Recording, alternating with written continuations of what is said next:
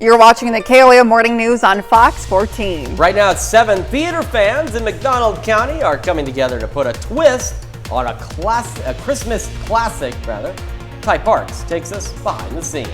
Also, several Missouri businesses are taking legal action against Proposition A. We'll have the details on the challenge and what it could mean for Missourians.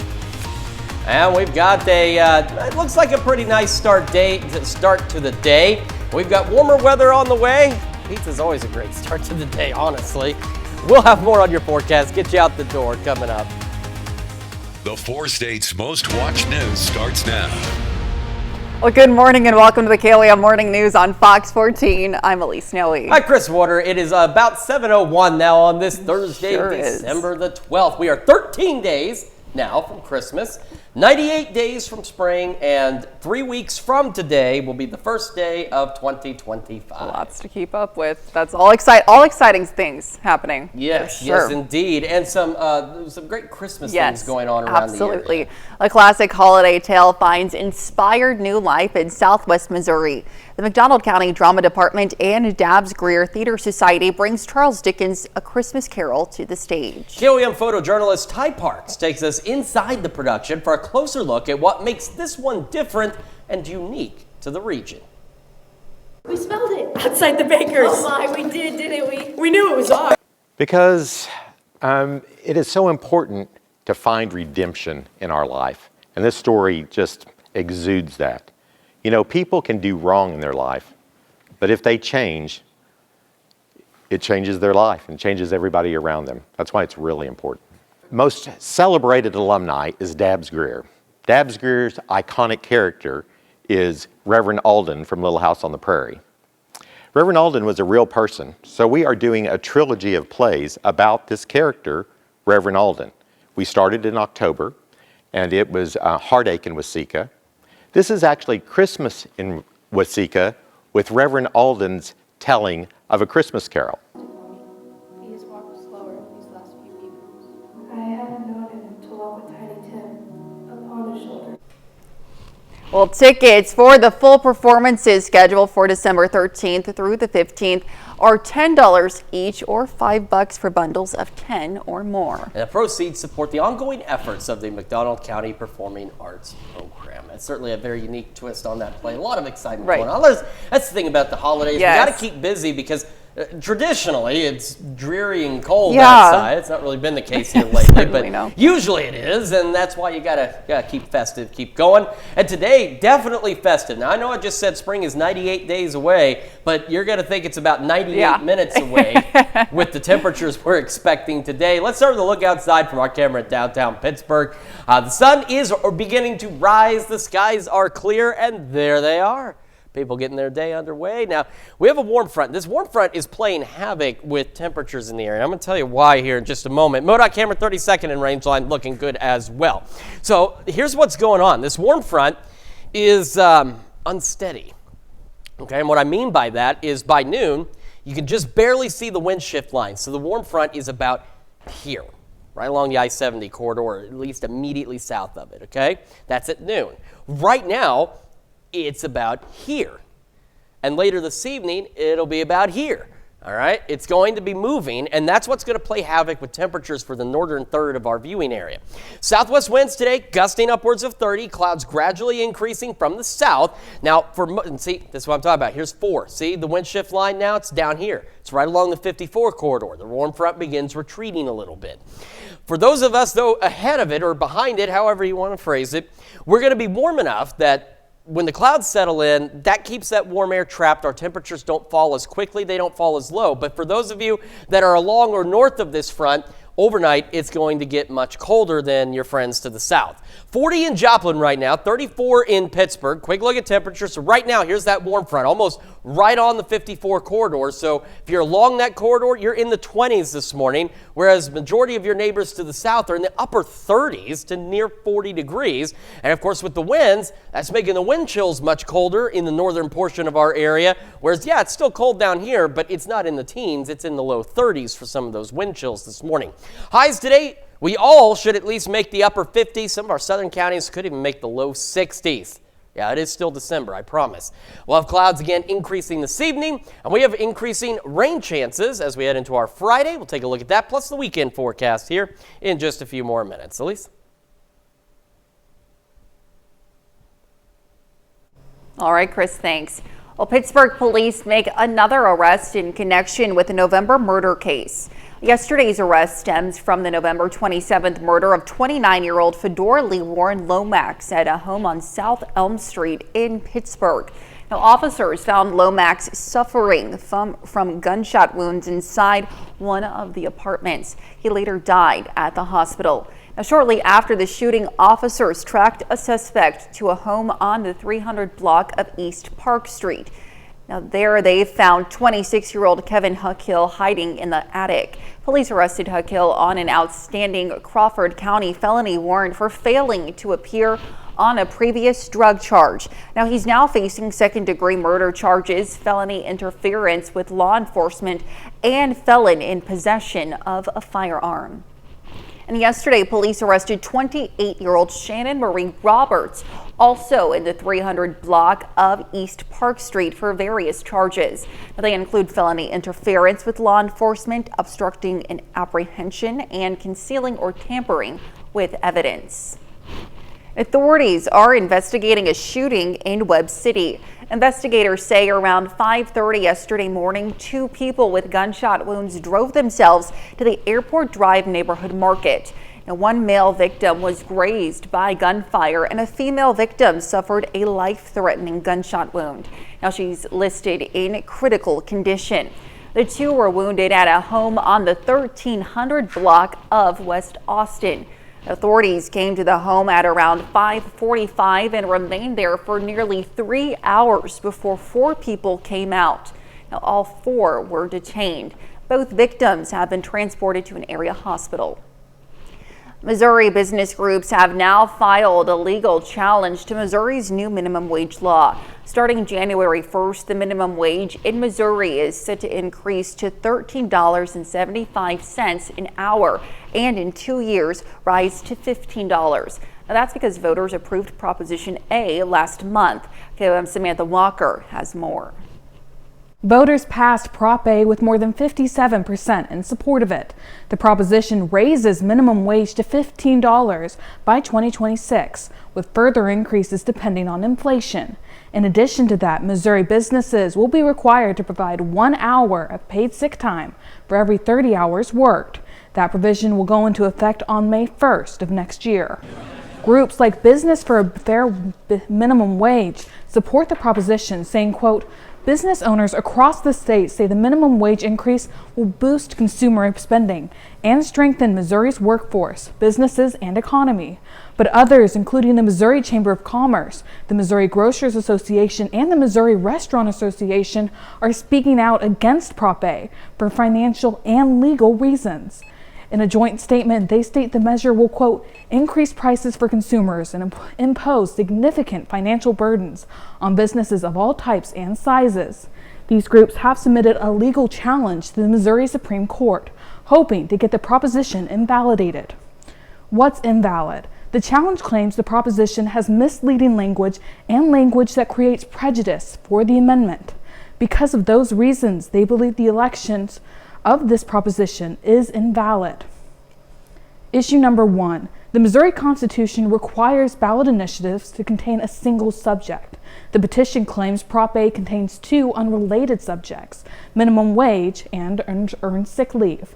Supporters of Prop A argue the minimum wage and sick leave are related enough, tying back to the single subject of worker welfare. The petition has been sent to the Missouri Supreme Court, but because Prop A is a law change, lawmakers could overturn the measure. In the studio, Samantha Walker, KOAM News. And those are our top news stories this half hour. Coming up next, Justin Luneau from the Joplin Fire Department shares a few tips on how to keep your Christmas tree safe this holiday season.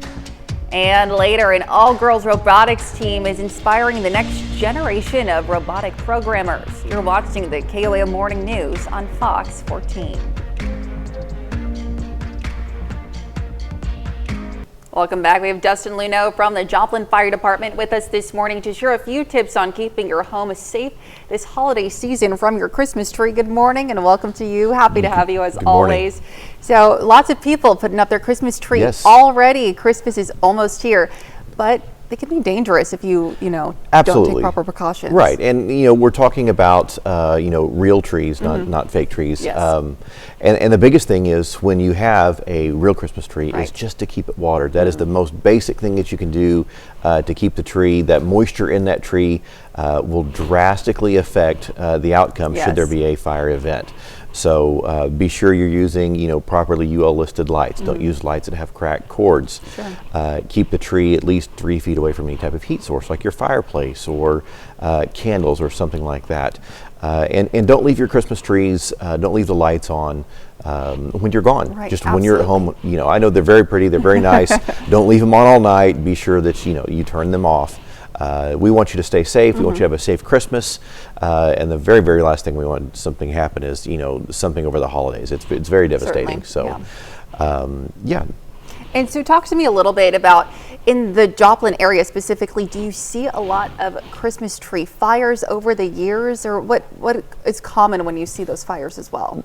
Well, it's dependent on, a couple of different things, but we have worked within the last 5 years, we have worked a couple. Okay. And it's very disheartening when we've had a couple of Christmas Eve fires, and you get there and they're displaced, they've lost belongings, they've lost time.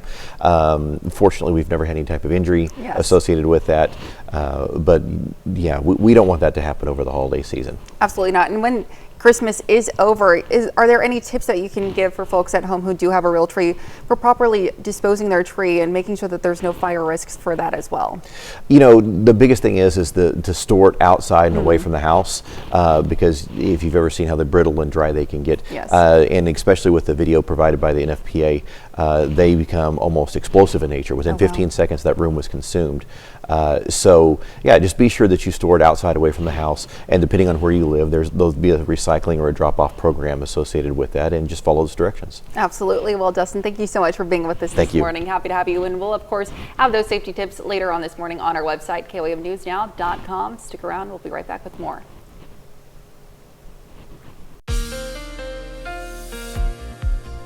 Welcome back to the KOAM Morning News. It is 7:17 on this Thursday morning. We're going to start with the future track and talk about what we're expecting, because that's why it's the future track. It goes into the future and tells us what we should expect. It's almost like a crystal ball, except it's not very crystal. It's very gray. By this afternoon, we've got southwest winds gusting upwards of about 30 miles an hour. See, the crystal ball, it's not connected to my brain sometimes. Clouds increasing. So here's the thing, though. We have a warm front pushing through the area.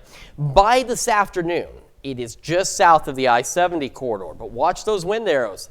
It starts retreating south as we head later into the afternoon and evening hours. So now by 5, it's almost right along the Highway 54 corridor.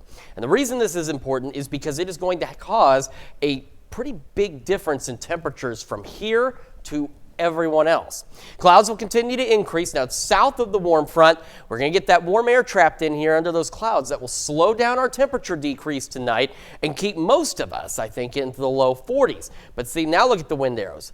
Right here's where that warm front is. So if you are north of it, along and north of it, temperatures tonight into the low 30s, while your neighbors to the south are anywhere from 8 to 10 degrees warmer tonight than everyone that's along the 54 corridor. So keep that in mind, because this warm front is going to kind of bob around as we go through today before it eventually lifts much further north by Friday.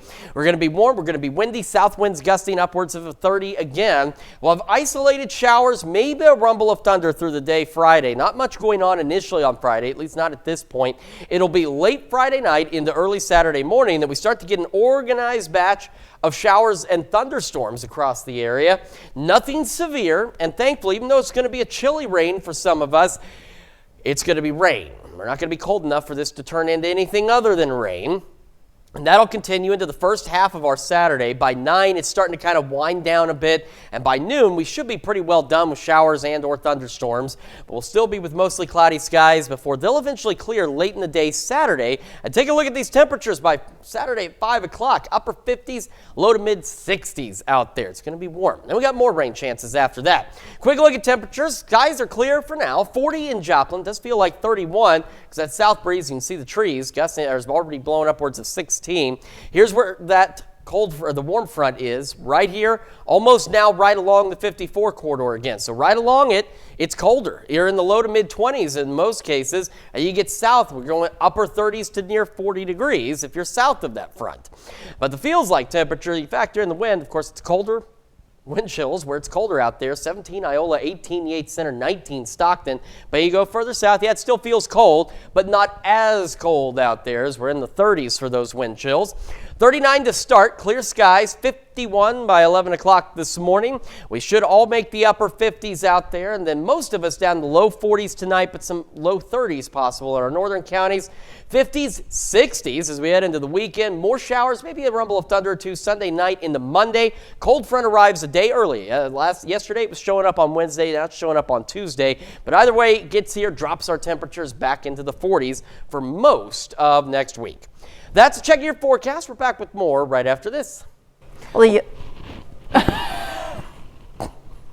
just go. I'm sorry. Usually she starts it, but I'm starting this one. You are starting. Go Why don't ahead. we read it together? Oh, come on, really, we can do it. Go. Well, the Young Women's Leadership Academy is inspiring a new generation. You still want to, I know what's going on, a new generation of robot builders. Trevor, sock hockey got a closer look at all the female competitive robotics teams. Take a look.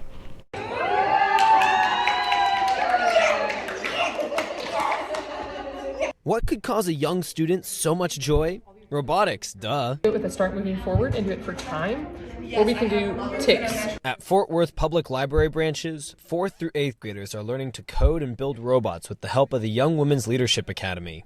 And that opportunity presented itself and said, hey, I know our library system is prepared to at least have a conversation, and today is now the result of all that, and that integration is really special. When Fort Worth Mayor Maddie Parker visited the all-female competitive robotics team at the academy, aptly named the Dork Side, the high school girls pitched Bot Builders to her. It's a mentorship-based robotics program where the girls teach young kids about their passion for free. Let's be honest, you and I trying to teach a young person a skill like this is not cool.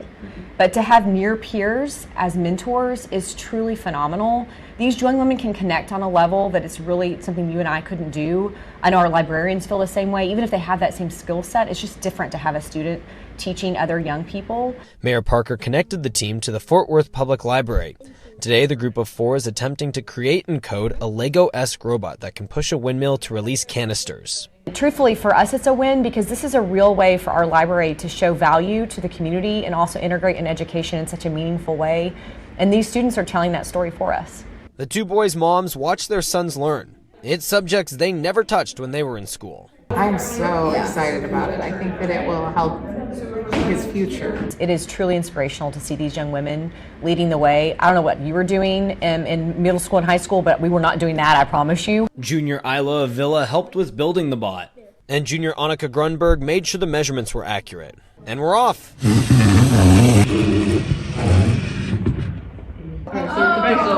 So close. The boys put their heads together and did a few more measurements and tweaks. And success. Certainly a unique program. Yes, absolutely. Super cool to see. Do we want to join our comments together? We want to try and comment on the same thing? Should we try to guess what we're going to say? Nope. It was great. Oh. Great. It was great. It really was great. It's a very unique program. Certainly something interesting. I mean, things that we didn't have these kinds of. We had an Apple II when I was in school. Okay. Yeah. Like we played the Oregon Trail. That was exciting as it got sometimes. So yeah. Very cool. Awesome. Absolutely. Well, coming up, USD 250 in Pittsburgh is cracking down on cell phone usage at school. We're going to hear why the school district believes these changes are necessary. And we've got ourselves a beautiful looking start to the day. Some of us a little bit on the cold side, some of us not so much, and some rain chances this weekend, latest when we come back. The 4 states' most watched news starts now. Welcome back to the KOAM Morning News on Fox 14. It's currently 7:29. I'm Elise Noe. Well, some big news for a local industry. Schreiber Foods in Carthage, Missouri announces plans for a major expansion. And that expansion includes construction of a new 168,000 square foot production facility featuring state-of-the-art technology. The $211 million investment is expected to create 150 new jobs. The project is scheduled to begin next month with the completion schedule for 2027. Now, Schreiber Foods has been part of the Carthage community since 1950 and currently employs more than 1,300. Well, Carthage Philanthropic Group announces they're gearing up for its fall grant season. Carthage 365, a giving circle created by the Carthage Community Foundation, will begin taking applications for its fall grant round on Thursday, January 2nd. Now, applicants can come from civic, education, or faith-based groups serving the Carthage area. All applications must be completed and submitted online on January 17th. Grant announcements will be made mid-February. And the community turned out in Carthage last night to support a fundraiser for a hit-and-run victim. Braxton Thrasher was struck on his moped back on November 30th and suffered traumatic injuries. Since then, the Carthage teen has dealt with a number of surgeries and has moved from Springfield to St. Louis for more extensive care. Now, last night, his employers at Domino's Pizza in Carthage hosted a fundraiser to help offset some of the medical expenses. Domino's says the turnout was so great, their projected orders actually doubled and even stopped taking orders, or they would have ran out of food. Now, there's still a chance to help as they will continue to honor the fundraiser coupons throughout the weekend. Now let's check in with Chris for a look at the forecast. Yeah, we're going to start with a nice look outside. Our camera downtown Pittsburgh, the sun, there it is. It is rising. The skies, again, for the time being, are clear, but we'll have increasing clouds a little later today. MoDOT camera 32nd in range line looking good as well as folks get this Thursday commute underway. On to the future track we go. Southwest winds today will start gusting upwards of 30 miles an hour, and clouds will slowly begin to increase across the area. Partly cloudy for the first half of our day, and then in the second half we'll start to go mostly cloudy out there. Now, the warm front in the afternoon will lift north. Right now, it's right over the 54 corridor. It'll lift north just south of I-70, and then by the evening, it retreats south again. So our northern counties are going to be colder than everybody else by about 10 degrees because that warm front's going to sink south as we go into the evening and overnight hours. 40 is where we're at in Joplin right now, 36 in Pittsburgh, and around the region, those wind arrows, there's that the warm front. The warm front, and it's almost right on top of the 54 corridor. And that's why we've got low to mid 20s along that corridor, and then you go further south and all of a sudden it feels a lot warmer, upper 30s and near 40 degrees. And with the winds, of course, it's colder up there, so the wind chills, it feels like 14 in Iola right now, 16 in Yates Center. Wind chills, it still feels cold to the south, but again, not nearly as cold as it feels up to the north. Highs today, all of us should make the upper 50s. Again, that warm front will retreat far north enough that will warm up, but when it comes back down south, up our northern counties, 54 highway, that zone will be in the low 30s tonight. The rest of us, low 40s tonight with those increasing clouds. We do have rain chances heading into the weekend. We'll talk about that here in just a few more minutes. Elise? All right, thanks, Chris. Well, high school students in Pittsburgh will have more cell phone restrictions starting next semester. KOAM's Lonnie Walton spoke to the high school principal about the changes and the reasons behind them.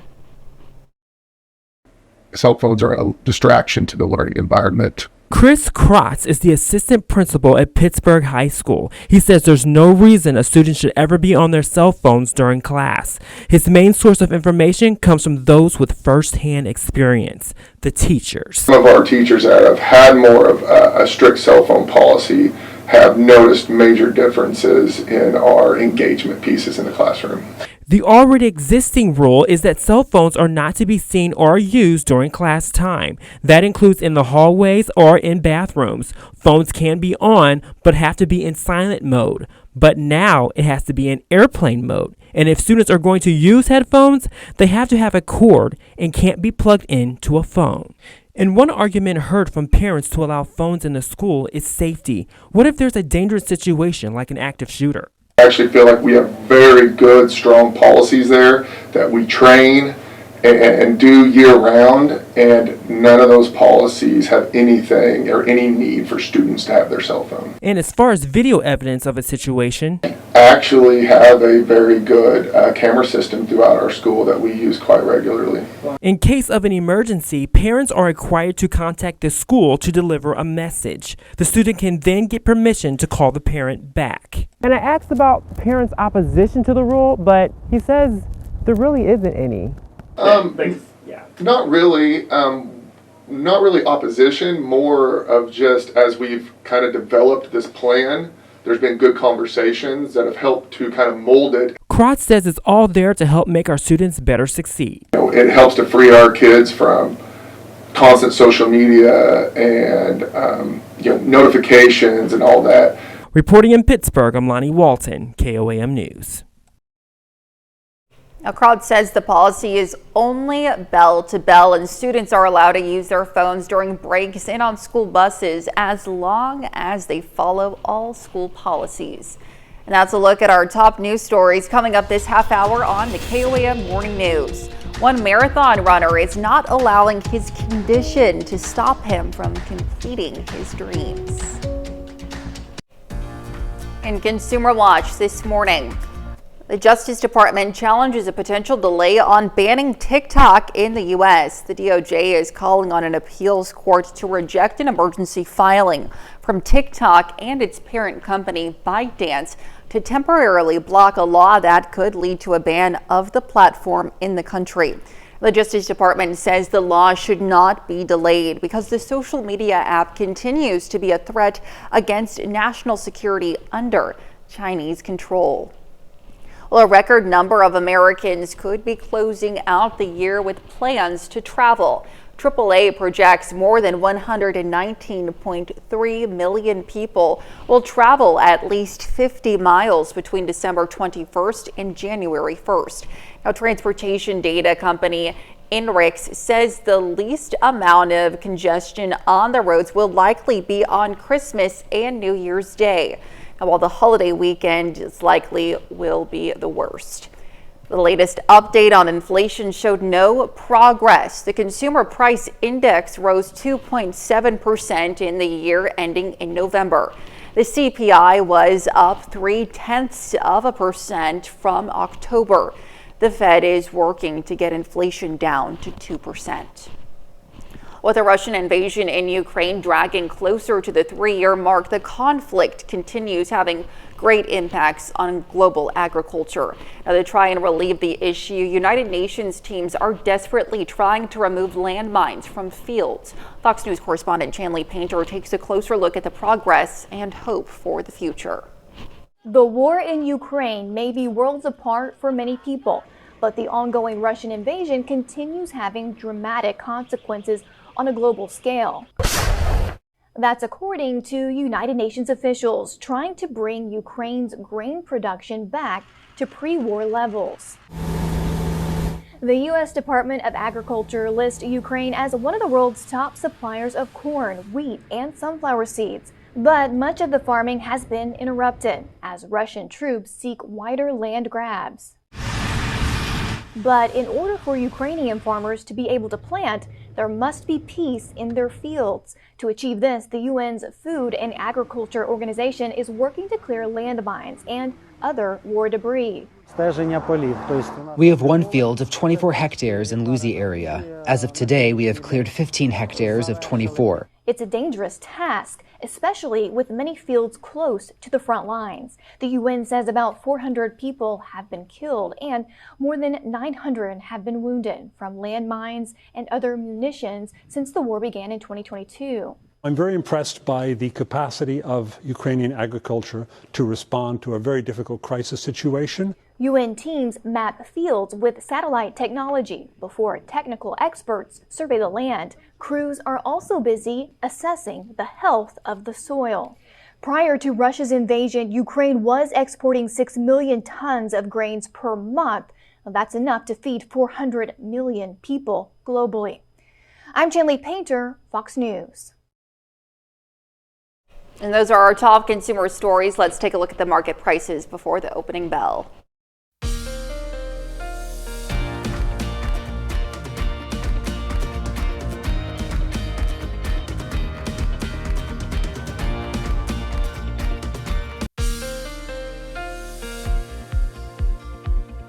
Welcome back to the KOAM Morning News, 7:43 now on this Thursday morning. We're starting with the future track, so into the afternoon we go.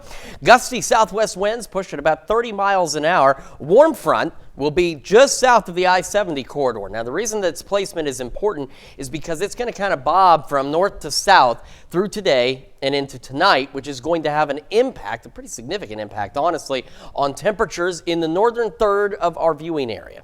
Everyone else won't notice a thing, but if you're along the 54 corridor or immediately south of it, you're going to notice where that warm front is because it's going to impact your temperatures.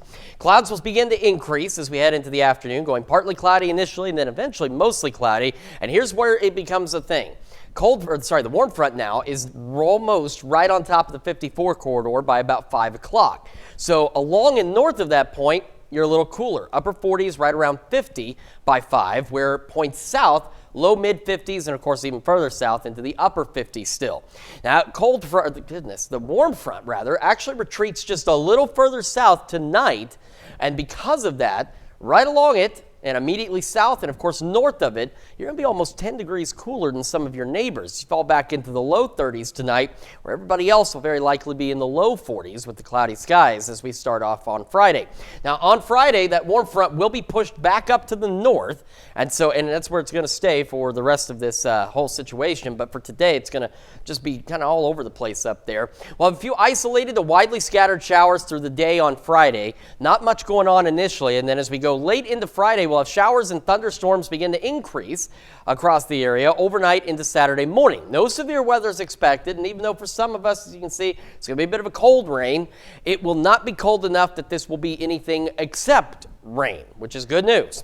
And it will continue again through the first half of our Saturday. By 9, it should be starting to wind down out there, and by noon, we should be done with showers. We'll just be left with mostly cloudy skies, gusty south winds across the area, and pretty warm temperatures. Right now, those skies clear roughly. You can see a few clouds out there. In fact, looking at the Skywatch Storm Tracker, these clouds are up closer to Nevada and Fort Scott areas. 40 in Joplin, feels like 31 with that south breeze at 16. Here's that warm front right now, and right now it's almost right along the 54 corridor, so all morning long it's been much colder up here in the low to mid 20s, but then you get south of it, we've got upper 30s getting close to 40 degrees. And then you factor in the wind, so of course in the colder area, it feels like it's 15 in Fort Scott right now. 15 is what it feels like. But then you go south to Pittsburgh, and it's a 17-degree difference in wind chills. We've got low 30s for everybody else. So yeah, it still feels cold, but it does not feel as cold as those along that front. Clear skies to start. 39, 51 by 11. Again, those winds will increase. They'll be out of the southwest, gusting upwards of 30. Most of us, in fact, just about all of us, should make highs upper 50s. Southern counties could make it into the low 60s. Skies clouding up. Temperatures leveling out south of the warm front, low 40s, and of course north of it you'll be the low 30s. We'll go the 50s, even 60s by Sunday. More showers and storms Sunday night into Monday, and then that cold front arriving a day early. Should be here by Tuesday, it looks like, bringing our temperatures back down. More rain chances next Wednesday. Let's check your forecast. We're back with more right after this. Well, Sunday is the BMW Dallas Marathon, which for some participating might be their first. But one man has run dozens of these with a big goal in mind. Bo Evans found out, though, that this runner's path to that goal now includes a personally challenging backdrop. It's a gray morning at Grapevine Lake, but people are showing up to run laps around the marina.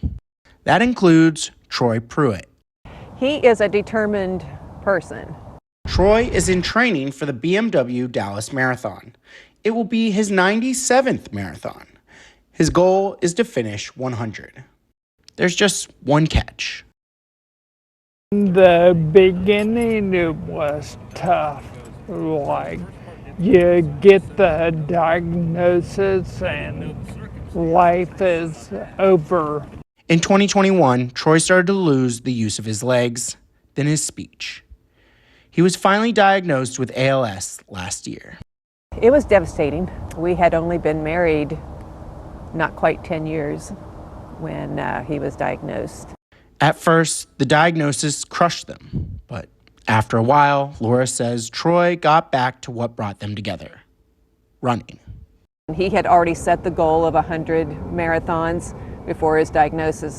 He can't run on his own now, so his friends from his running club push him, all while he wears his Grinch costume. You have to be nuts to do 100, and I'm just a nutty guy. A guy so nutty, he waited till the finish line of an Ironman to ask Laura an important question. He actually proposed to me at the end of his Ironman finish line back in 2012. He ran, biked, and swam with the ring on her finger in his pocket. At the BMW Dallas Marathon, Laura will be waiting at the finish line to kiss him, just like she has at every finish line since they met. We just have this tradition. He always stops and gives me a kiss somewhere along the way, and then especially at the finish line. So, as he wheels towards 100 total marathons, he has a simple message for anyone dealing with a life-changing illness. Choose hope. Live with hope. Certainly an impressive story. Very Going to inspirational. conquer those goals, undoubtedly. Absolutely. Great to see. He's got great support waiting. Yes, for he him does. As well.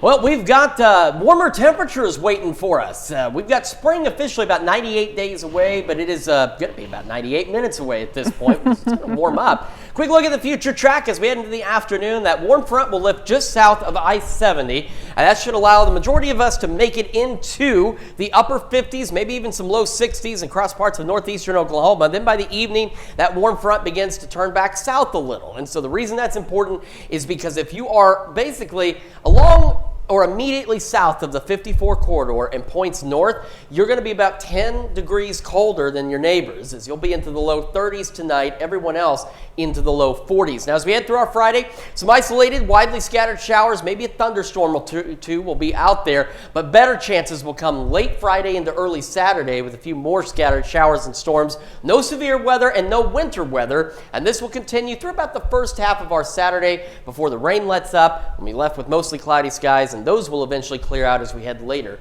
into Saturday afternoon. We'll have another look at your forecast, news you need to know right after this.